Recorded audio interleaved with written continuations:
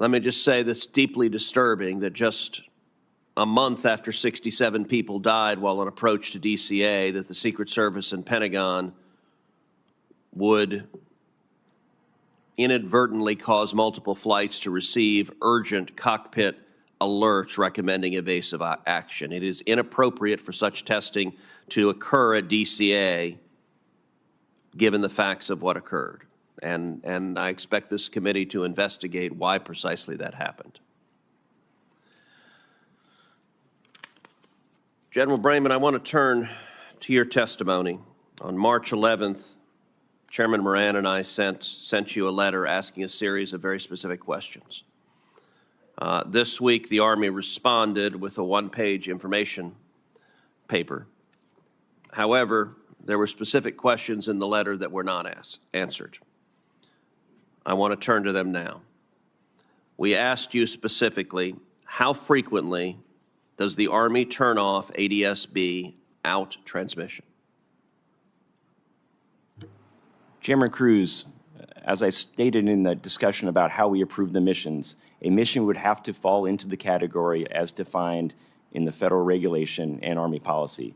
It must have national security implications and be sensitive in nature to be able to do that mission. General, you're not answering my question. My question is, how frequently is ADS-B out turned off? I wasn't asking what the standard is.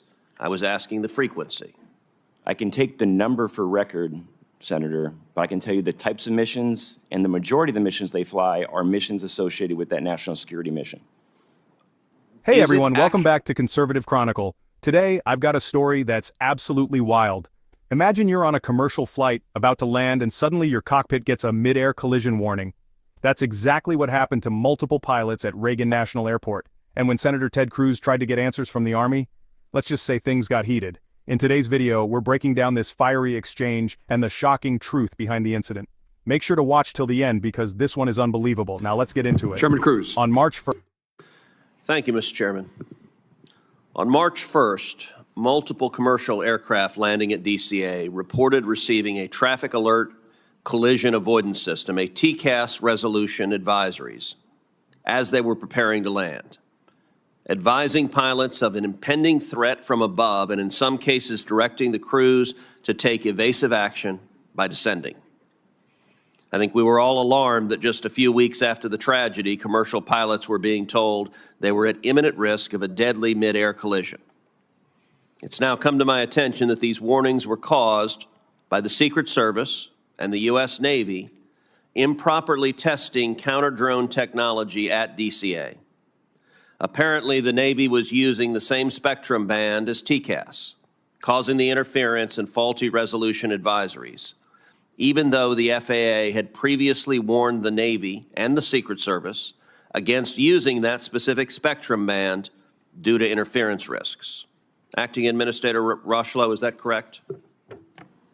Yes, sir, that's correct. Well, now let's get into it. On March 1st, several commercial flights approaching DCA were suddenly hit with emergency traffic alerts, basically telling pilots to take evasive action to avoid a collision. That's not normal. So, what caused it? Turns out it was the U.S. Secret Service and the Navy, who were improperly testing counter-drone technology in restricted airspace. Even worse, the FAA had already warned them not to use that specific frequency because it could interfere with aircraft safety systems. But they...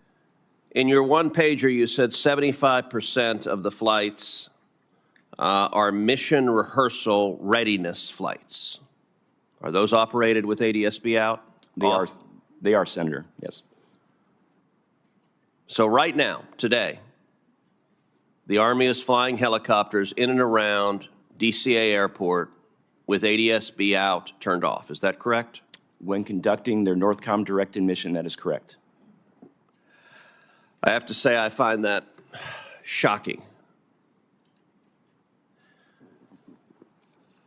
and deeply unacceptable. And I want to encourage the Army right now to revisit that policy and to revisit that policy today.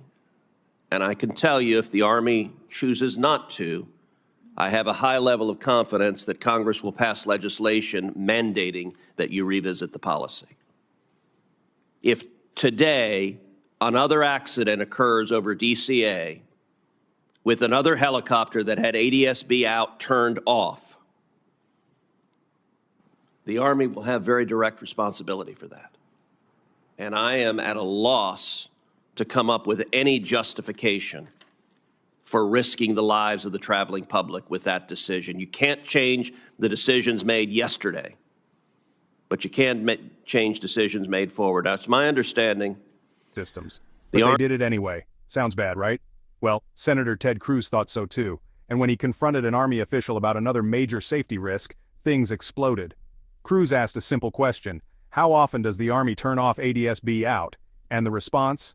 Dodging, deflecting, zero direct answers. Cruz wasn't having it. He kept pressing, even pointing out that the Army's own memo confirms that military helicopters around DCA regularly fly with this safety system turned off.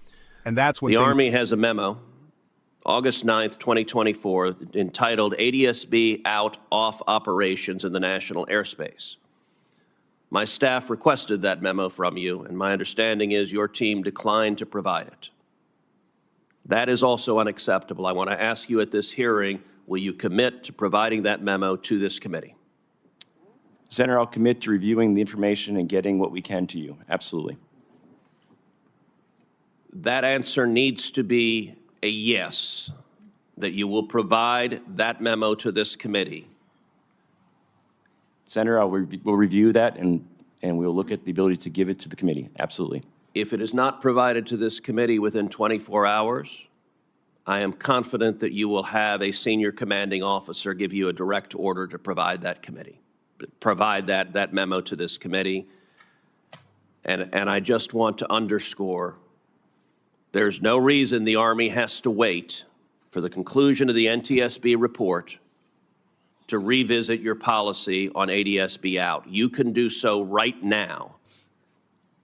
And I got to tell you, I spent this morning looking in the eyes of family members who lost family members. I don't know how I would do it tomorrow to another room of family members who lost loved ones because yet another helicopter was flying with ADS-B out. And so I cannot urge you more strongly, change that policy right now. And that's when things got really intense. The Army claims that ADS-B out is only turned off for sensitive national security missions. But when Cruz asked if it applies to all flights from Fort Belvoir's aviation brigade, the answer was murky at best.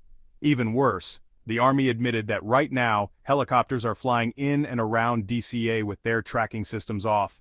At one of the busiest airports in the country where a mid-air collision just nearly happened, military aircraft are intentionally flying invisible to civilian pilots. That's a recipe for disaster, and Cruz made it clear, if the Army doesn't change this policy, Congress will. Cruz wasn't just looking for answers, he was demanding action. He told the Army officials to fix this policy immediately, warning that if they don't, legislation will force them to. And then came the final bombshell. Is it the Army has a memo that ADS-B out is turned off for 100% of missions flown by the Army Air Brigade at Fort Belvoir? Senator, I think you're referring to the June 8th letter from the Joint Staff to Representative Norton. In the context of missions, meaning the operations that the 12th Aviation supports in their mission requirements, I would say that's an accurate statement. I would not say that's an accurate statement of 100% of the flights being flown by that organization. Okay, so I want to understand what you mean by missions. Does missions capture training flights?